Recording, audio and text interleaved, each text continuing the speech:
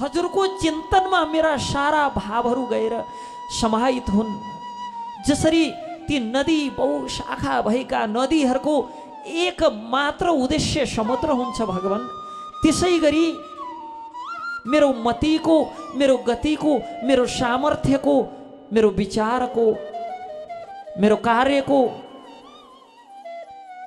सारा उद्देश्य हजुरको चिन्तन होस्। हजुरको चिन्तनमा मेरा सारा मति, मेरा सारा कार्यहरू समाहित हुन सकुन् भगवान। यसका लागि यदि आवश्यक पर्छ भने यस्तै यस्तै कष्टहरू हेर्नुहोस् त। कुन्ती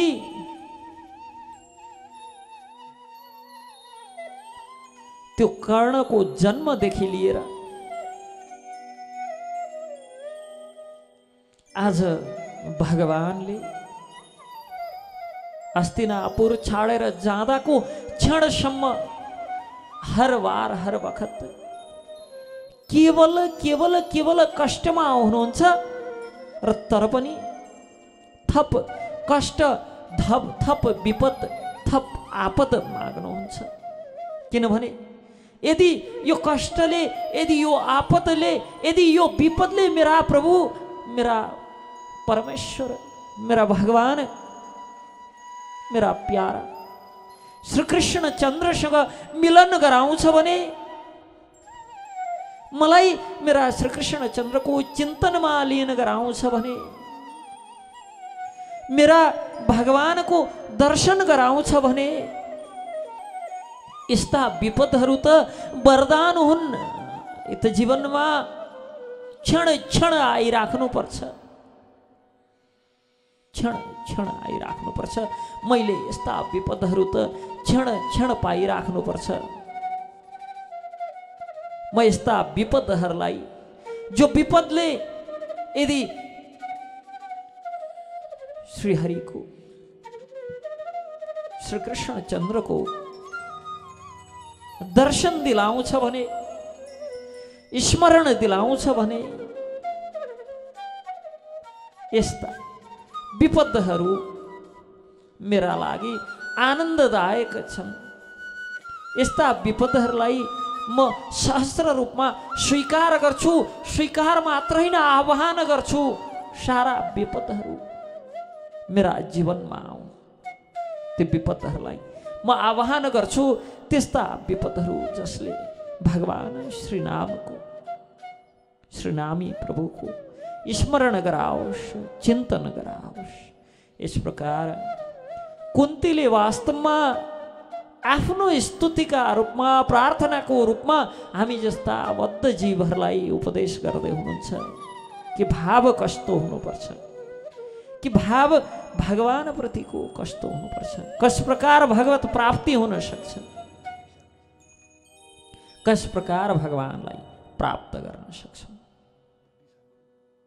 कस प्रकार भगवानको स्मरण हुनुपर्छ। जब कोई नहीं आता मेरा श्याम आता है, जब कोई नहीं आता मेरा श्याम आता है, मेरे दुख के दिनों में वो बड़ा काम आता है, मेरे दुख के दिनों में वो बड़ा काम आता है। जब कोई नहीं आता मेरा श्याम आता है, जब कोई नहीं आता मेरा श्याम आता है, मेरे दुख के दिनों में वो बड़ा काम आता है, मेरे दुख के दिनों में वो बड़ा काम आता है।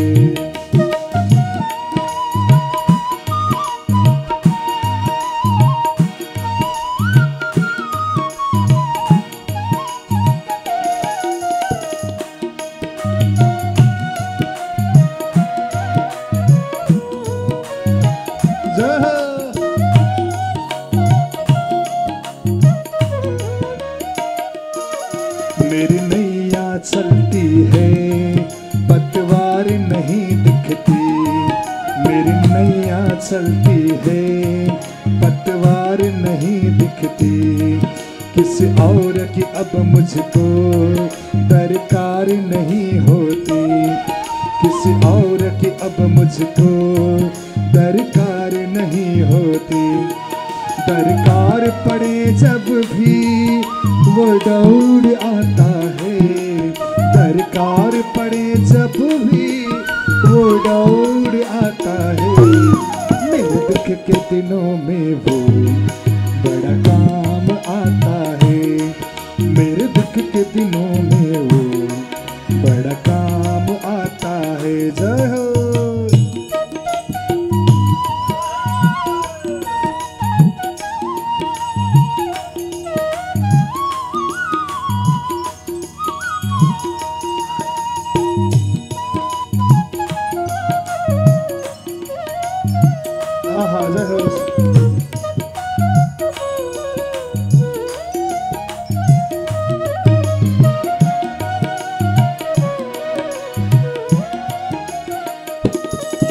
कोई याद करे उसको दुख हल्का हो जाए, कोई प्यार करे उसको वो उसका बन जाए।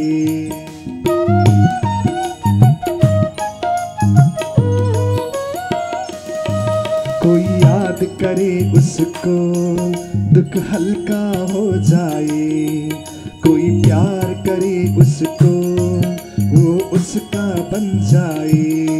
वो बिन बोले दुख को पहचान जाता है, वो बिन बोले दुख को पहचान जाता है।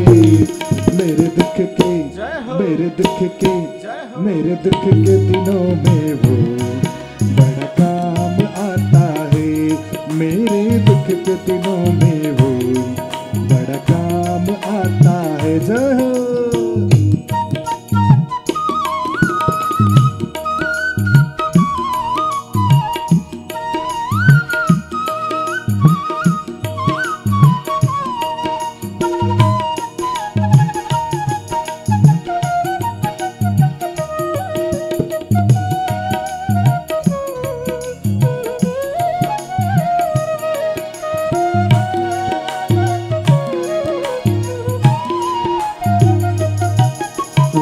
इतना बड़ा होकर दुखियों से प्यार करे, चाहे छोटे हो या बड़े सबको स्वीकार करे।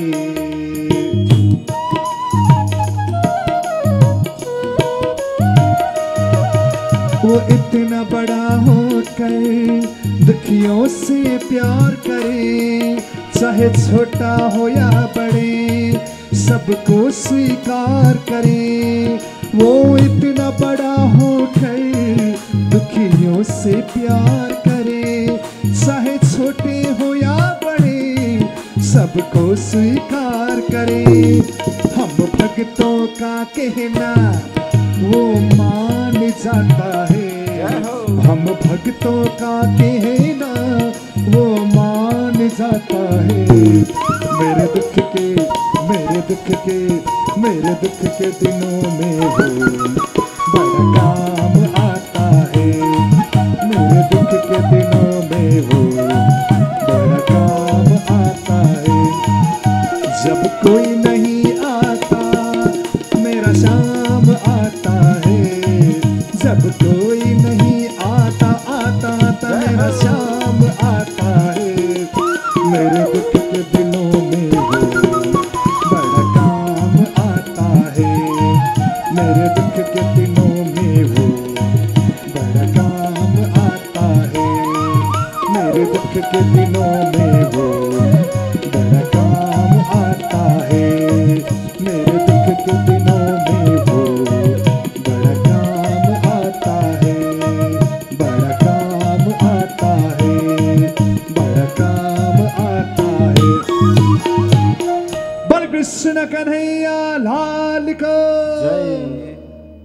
इस प्रकार कुन्तीले स्तुति गर्नुहुन्छ भगवानको।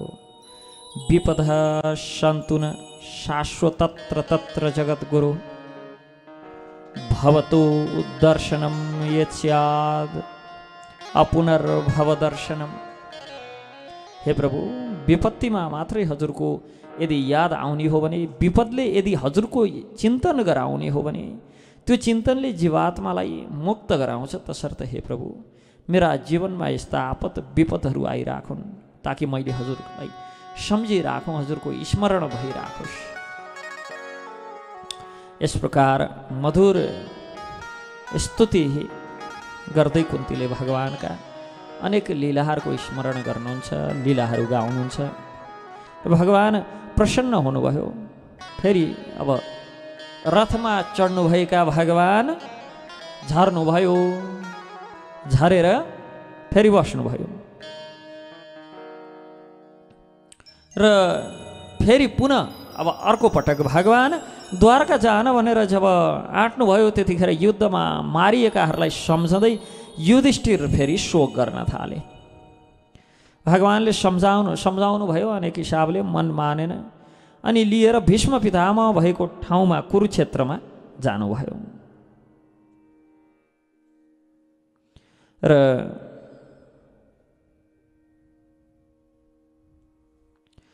प्रयाश्चित गर्ने सम्बन्धमा यज्ञादिबाट प्रयाश्चित गर्नु युधिष्ठिरलाई कुनै पनि हिसाबले सम्झाइ बुझाइ गर्न सके पछाडि लिएर जानुभयो भीष्म पितामह भएका ठाउँमा र आजका दिनसम्म भीष्म पितामह त्यो बाणको शैयामा कष्ट सहँदै सुत्नु भएको छ। जब भीष्म पितामह देख्नुभयो भगवान श्री कृष्णचन्द्र आउँदै हुनुहुन्छ, साक्षात् भगवान कृष्णको आगमन हुँदैछ, त्यो देखेर भगवान श्री कृष्णचन्द्रलाई दर्शन गरे पश्चात त्यो तीरको शैयाबाट नै, बाणको शैयाबाट नै भीष्म पितामह भगवानलाई प्रणाम गर्नुहुन्छ र तत्पश्चात युधिष्ठिरलाई अनेक हिसाबले सम्झाउनुहुन्छ। भीष्मले धर्म सम्बन्धी विविध वचनहरू बताउनुहुन्छ युधिष्ठिरलाई कि भक्त्या व्यस्य मनो यस्मिन् वाचा यन्नाम कीर्तयन् त्यजन् कलेवरं योगी मुच्यते काम कर्मभिः। सबै उपदेश दिनुहुन्छ, राज्य कसरी सञ्चालन गर्ने, के गर्ने, सबै उपदेशहरू दिनुहुन्छ। हामीले विस्तारपूर्वक त्यसको वर्णन यहाँ गर्दैनौँ। कुनै दिन छुट्टै बसाइमा, छुट्टै सत्रमा भीष्मले युधिष्ठिरलाई दिनुभएका उपदेशहरूको चर्चा गर्ने नै छौँ। आज केवल राज्य सञ्चालन सम्बन्धी आदि सबै उपदेश दिइसके पछाडि अन्तमा भक्त्यावेश्य मनो यस्मिन् वाचा यन्नाम कीर्तयन् त्यजन् कलेवरं योगी मुच्यते काम कर्मभिः। जो भगवान भक्ति तथा चिंतन एवं पवित्र श्री नाम को कीर्तनबाट यन्नाम कीर्तन हरे कृष्ण कृष्ण कृष्ण हरे हरे हरे राम राम राम हरे हरे। जो केवल श्री नाम को कीर्तनबाट भक्त को मन में प्रकट हुनुहुन्छ र त्यजन कलेवरम योगी मुच्यते काम कर्मभिः। जो भगवान भक्ति तथा चिंतन एवं पवित्र नाम को कीर्तनबाट भक्त को मन में प्रकट होने ती द्वारा भौतिक शरीर जब त्याग्दा को समय में सकाम कर्म को बंधनबाट तुरंतै मुक्त दिने त्यस्ता श्री भगवान को आश्रय पाएर राज्य सञ्चालन गर्नु सबै कार्यहरू स्वतः सिद्ध हुन्छन्। यस प्रकार उपदेश दिँदै जब भगवान श्री कृष्णचन्द्रको सान्निध्यमा युधिष्ठिरलाई ज्ञान दिँदा दिँदै उपदेश दिँदा दिँदै उत्तरायणको समय आयो। भीष्मले त्यो प्राण त्याग्ने उत्तम समय हो भन्ने सोचेर भगवानको स्तुति गान गर्न लाग्नुहुन्छ। इति मतिरुकल्पिता वितृष्णा भगवती शात्वतपुङ्गवे विवम्नि स्वसुखम् उपगणे क्वचित् विहर्तुं प्रकृतिम् उपेयुषिः यत् भव प्रवाह। अहिलेसम्म मैले जे सोचेँ, जे अनुभव गरेँ तथा जे अनुभव गर्न चाहन्थेँ ती विभिन्न विषय तथा वृत्तिहरूका अधीनस्थ थिए। तर अब म ती परम शक्तिमान भगवान श्रीकृष्णमा आफ्नो हृदय लगाउँछु, जो सदैव आत्मा सन्तुष्ट रहने, जो कहिलेकाहीँ यो भौतिक जगतमा अवतरित भएर दिव्य आनन्द लाभ गर्नुहुन्छ। यद्यपि यो सारा भौतिक जगत भन्दा बाहिर रहनुभएका प्रकृतिम उपेयुषिः यद् भव प्रवाह।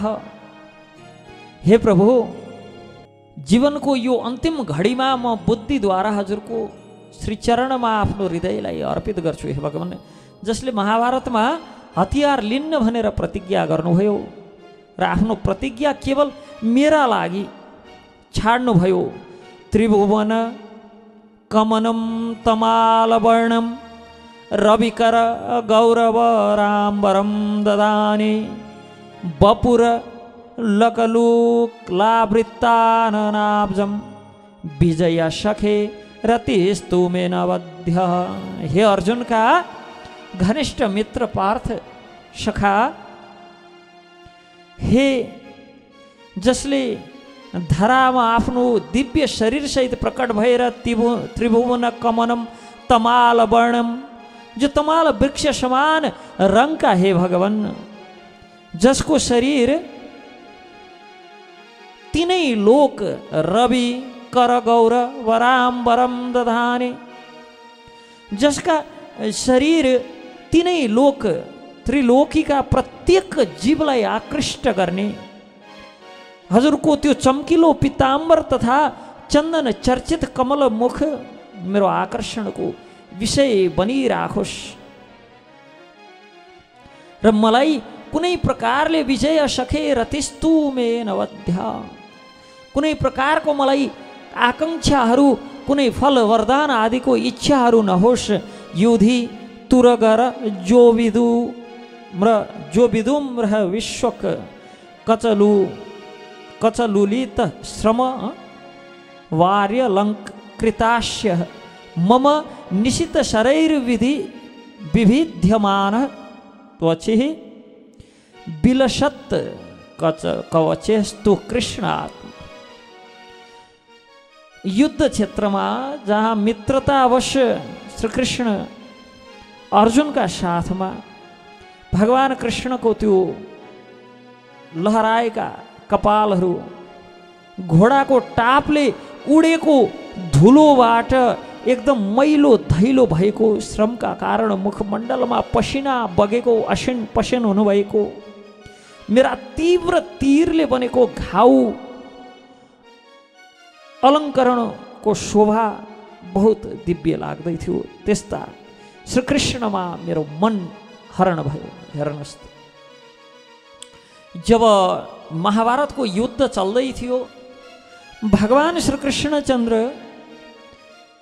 अर्जुनको सारथीको सेवामा हुनुहुन्थ्यो, अर्जुनको सारथीका रूपमा रहनुभएको थियो र भीष्मले प्रतिज्ञा लिनुभएको थियो, आज त अर्जुनको वध गर्ने हो। भगवान उठेर छाती थाप्नुहुन्थ्यो, तीरले भगवानलाई लाग्थ्यो अनि कवच टुटे, भगवानका कुण्डल टुटे अनि यी बाहुबाट रगत बग्न लागे, छातीबाट रगत बग्न लाग्यो। त्यस समयमा रथको वेगले गर्दा भगवानका ती कपाल उड्दै थिए, लहराउँदै थिए घोडाका टापले भैँमा हान्दाखेरि धुलो उडेर त्यो रगत आदिमा लागेर भगवानको दिव्य स्वरूप जो रक्त बग्दैछ त्यहाँ त्यो धुलो लागेर चन्दन समान, चन्दन लेप गरे समान देखिँदैछ। त्यस्तो झाँकीको, त्यस्तो भगवानको दिव्य स्वरूपको यहाँ स्मरण हुँदैछ। भीष्मलाई स्मरण गर्नु पनि बडो दिव्य हुन्छ भक्तहरूको भाव कि कसैलाई भगवानले दही चोरेर भागेको स्मरण गर्दाखेरि आनन्द आउँछ, अनि कसैलाई भगवानको त्यो निकुञ्ज लीला स्मरण गर्दाखेरि बडो दिव्य आनन्द आउँछ। कसैलाई भगवानले युद्ध गरेको स्मरण गर्दा बडो आनन्द आउँछ, कसैलाई भगवानले ती गोपीहरूलाई सताएको स्मरण गर्दा आनन्द आउँछ, अनि कसैलाई भगवानले ती नन्द बाबाका चरण पादुका खराउ शिरमा राखेर हिँड्दै गरेको स्मरण गर्दा आनन्द आउँछ। कसैलाई भगवानले तृणावर्त, बकासुर, अघासुर, पुतना, वत्सासुर आदिको वध गरेको भगवानको त्यो वीरता पराक्रम स्मरण गरेर बडो आनन्द आउँछ। अनि कसैलाई भगवान यशोदाको काखमा लोटपट गर्दै गरेका ती लीलाहरू स्मरण गरेर आनन्द आउँछ। अनि कसैलाई भगवान छुस्कर्याई गर्नुहुन्छ, यशोदाले लखेट्नुहुन्छ, बाँध्नुहुन्छ, गाली गर्नुहुन्छ, कान तान्नुहुन्छ, त्यो स्मरण गर्दाखेरि बडो दिव्य आनन्द आउँछ। यहाँ भीष्मलाई आफूले तीर प्रहार गरेर भगवानलाई रक्त लोहित गर्दाखेरि लहु लोहित त्यो स्वरूप जहाँ घोडाका टापले हानेर उडेको धुलोले भगवान लतपत हुनुभएको छ, असिन पसिन हुनुभएको छ, यस्तो स्वरूपको स्मरण आउँछ। भक्तहरूको भाव सबलाई आफ्नो भाव अनुकूलको, भावानुसारको भगवानले चिन्तन दिनुहुन्छ। सपदि सखी वचो निस्म्य मध्ये निज परयोर्वलयोरथं निवेश्य स्थितवती परसैनिकायुरक्षणा रीतवती पार्थ सखेरतिर्ममास्तु। आफ्ना मित्र अर्जुनको आदेशको पालना गर्दै भगवान श्रीकृष्ण कुरुक्षेत्रको युद्ध स्थलमा अर्जुन तथा दुर्योधनको सैनिकको बीचमा प्रविष्ट भएर त्यहाँ स्थित भएर आफ्ना कृपा पूर्ण नजरले चितवनले विरोधी पक्षको आयु क्षण गर्ने हे भगवान, सब शत्रु माथि हजुरको दृष्टिपातले मात्र त्यो शत्रु विजय भइसकेको थियो। त्यस्ता हजुर परमात्मा परमेश्वर श्रीकृष्ण चन्द्रमा मेरो मति, मेरो मन स्थिर होस्। यहाँ अघि जसरी कुन्तीले भगवानका ती दिव्य लीलाहरूको स्मरण गर्दा यशोदाले लखेटेको, भगवान रोएको, भगवान भागेको, भगवानले रक्षा गरेको त्यस्ता लीलाहरूको स्मरण हुँदै थियो।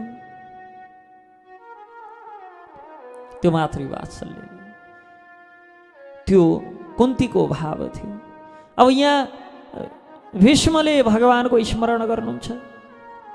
रगतले लतपतिएका, असिन पसिन भएका, कवच कुण्डल तोडिएका, युद्धमा लागेका, जसका कृपा कटाक्षले मात्र, मधुर चितवनले मात्र दुश्मनी सेनाको आयु क्षीण गराइदिन सक्नुहुन्छ, शत्रुमाथि दृष्टिपात गर्नाले मात्र विजय निश्चित भइसकेका जो कारक भगवानको स्मरण गर्नुहुन्छ। हेर्नुहोस् त भक्तहरूको भाव। व्यवहित प्रीतना मुखम निरीक्ष स्वजनवदादमि विवाद विमुखस्य दोषबुद्धया कुमति महरदात्मविद्या यस चरणति परमस्य तस्य मेस्तु। जब युद्ध क्षेत्रमा अर्जुनले आफ्ना सक्षम सैनिक तथा सेनापतिहरूलाई देखेर अज्ञानले कलुषित हुँदै थिए,